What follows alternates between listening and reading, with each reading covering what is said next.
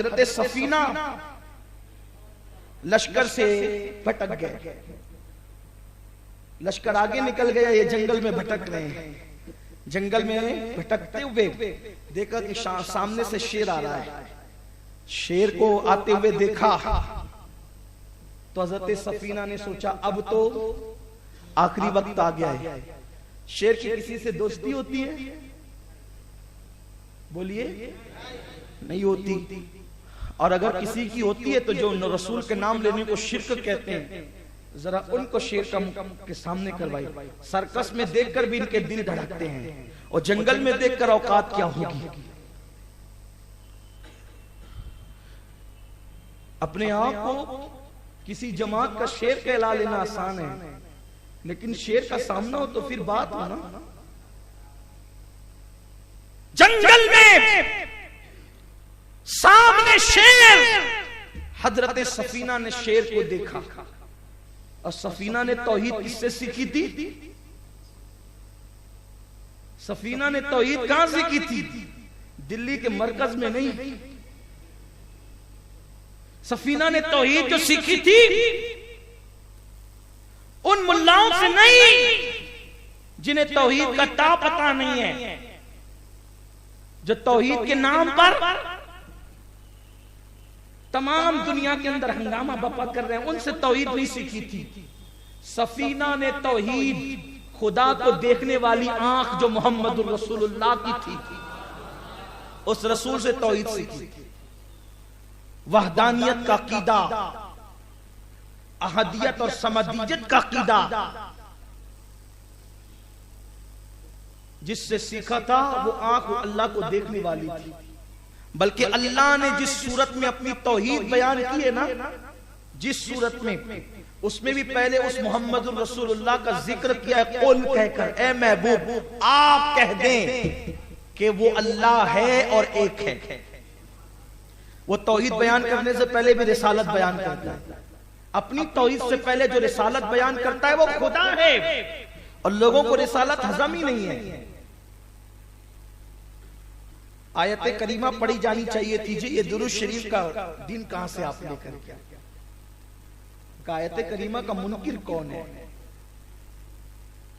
जिसने पहली मर्तबा आयत करीमा पढ़ी है उसने आयत करीमा से पहले नाम मोहम्मद लिया है।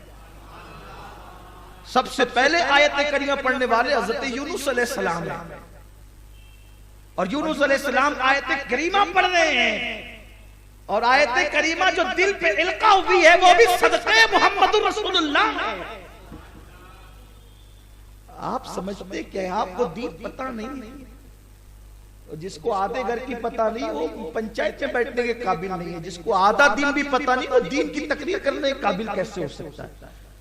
ये हक तो हम सुन्नियों को है जो 1450 साल के वारिसीन हैं हम लोग। हमारे पास नस्लन बादा नस्ली की विरासत आई हुई है।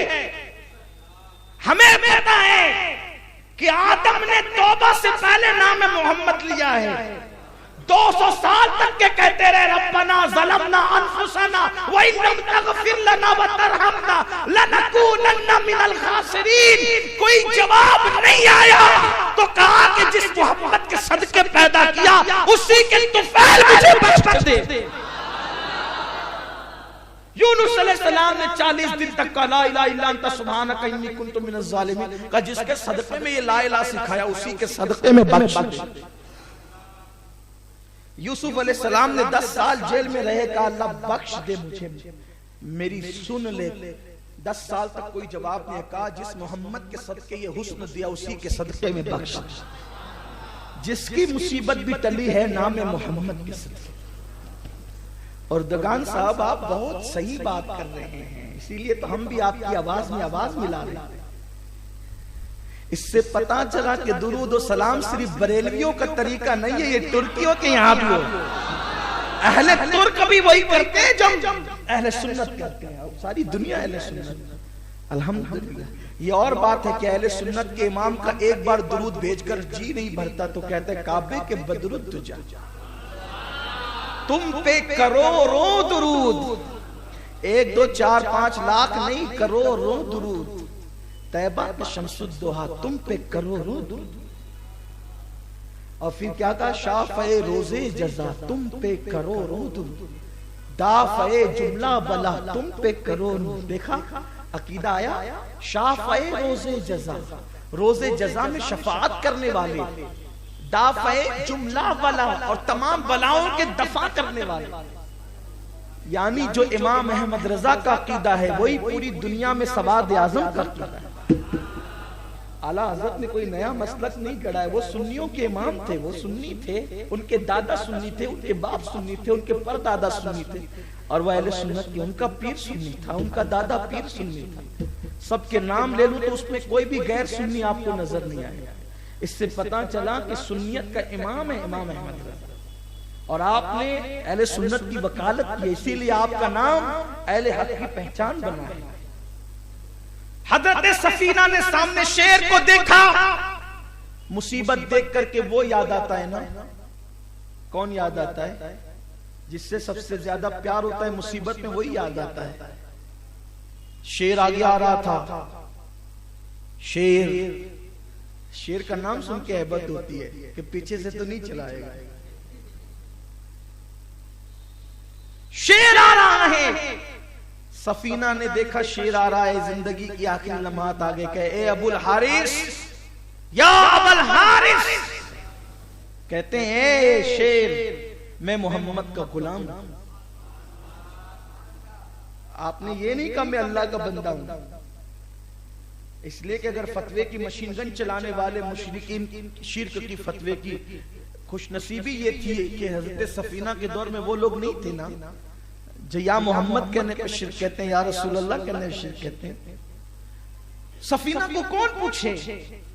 अगर हजरत सफीना होते तो हम पूछते ना, लेकिन आज हम बड़े अदब के साथ उनकी रूह मुनव्वर से पूछते हैं, सफीना ये क्यों नहीं कहा कि मैं अल्लाह का बंदा हूं? आपने ये क्यों कहा कि मैं मोहम्मद का गुलाम हूं? नाहनु मौला मोहम्मद, मैं मोहम्मद का गुलाम हूं, मैं मौला हूं मोहम्मद का, गुलाम हूं उनका। ऐ सफीना तुमने ये क्यों कहा? ये कहते हैं अल्लाह का बंदा, अल्लाह का बंदा होने में शक क्या है? सफीना कहेंगे तुझे नहीं पता कि ईसाई भी अपने आप को अल्लाह का बंदा कहता है, यहूदी भी अपने आप को अल्लाह का बंदा कहता है, और दूसरे मज़ाहिब के लोग जो शिर्क करते वो भी अपने आप को अल्लाह का बंदा कहते हैं। और मैं शेर से जान बचाना चाहता था, मुनाजरा थोड़ी करना चाहता था। और मैं अल्लाह का बंदा हूं तो वो पूछता ना किस मजहब का है? अल्लाह का बंदा हूं, हर अल्लाह का बंदा हक पर नहीं हो सकता। वो ईसाई भी हो सकता है, यहूदी भी हो सकता है, पारसी भी हो सकता है। ओ मसहब मस्तक तो मौलवी पूछता, वो तो शेर का सीधा झपट पड़ता। वो बड़ा है अल्लाह का बंदा बनने वाला, बता तेरा मजहब क्या है? लेकिन हजरत सफीना कितने होशियार थे, जिसने मामले में शक हो वो बात नहीं की, जो ला शक हो ला रैब हो वो बात की कि शेर को तरद्दुद न हो, क्योंकि अल्लाह का बंदा सब अपने आप को कहते हैं, लेकिन हक पर वही है और सच्चा अल्लाह का बंदा वही है जो मोहम्मद का गुलाम है। कहते मैं मोहम्मद हूं, मैं गुलाम मोहम्मद हूं, अब्दे मुस्तफा हूं। इसीलिए आला हजरत ने भी जब अपने आप के अमान की बात की ना, तो अब्दुल्ला कहकर नहीं की, बल्कि क्या कहा, खौफ ना रख रजा जरा, तू तो है अब्दे मुस्तफा। क्या है? सच्चा अब्दुल्ला वही है जो अब्दे मुस्तफा है।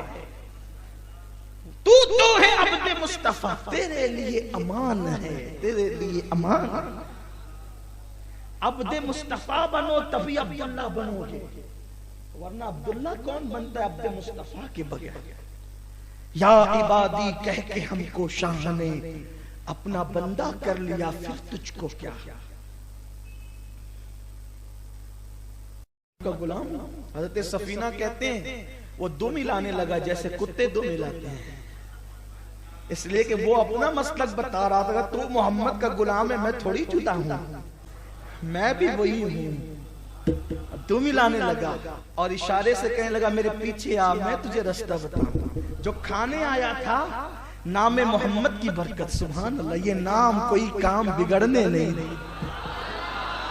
जरा मिल के मेरे साथ कह दे, मजा आ जाए। ये नाम कोई काम बिगड़ने नहीं देता, बिगड़ी भी बना देता है, बिगड़ी भी बना देता है, बिगड़ी भी बना देता है। जिसके लब पर आया लेकिन अकीदतों के साथ। सुभान अल्लाह। हज़रत सफीना कहते हैं, अल्लाह की इज्जत की कसम, मेरी तरफ उसने इशारा किया, मेरे पीछे आ। और हज़रत सफीना कहते मैं उसके पीछे गया तो वो मुझे लेके चला चला चला चला यहां तक कि लश्कर सामने जा रहा था। फिर मुझे इशारा किया, वो तेरा लश्कर आ गया। पता चला शेर कुत्ते का, ये हदीस है ना, मैं अपनी तरफ से नहीं, इमाम सुयूती ने लिखा है, इमाम अबू यूसुफ नबहानी ने, इमाम यूसुफ नबहानी ने लिखा है, बड़े बड़े उलमा मुहद्दिसीन ने लिखा है, अल्लामा अब्दुल रहमान जामी ने लिखा है। किसने? अब्दुल रहमान जामी, जो अपने वक्त का सबसे बड़ा आशिक रसूल, अपने वक्त का बहुत बड़ा आशिक रसूल इमाम जामी। सैयद अमीन